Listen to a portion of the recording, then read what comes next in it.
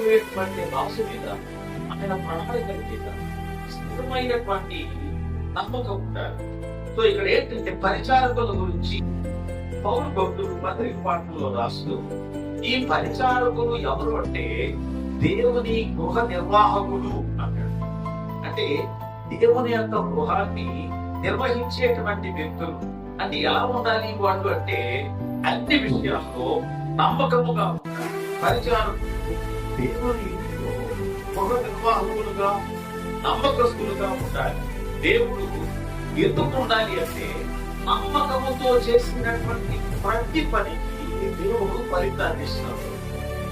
చాలా మంది దేవుని యొక్క ఆలయంలో పనిచేస్తుంటారు. దేవుని ఆలయంలో పనిచేసేటువంటి వారు కొంతమంది మాట్లాడటం జీతానికి పనిచేస్తాం, కానీ మీరు జీతానికి పనిచేసేవాడు కాదు. మీరు మాకంటే గొప్పవాడు.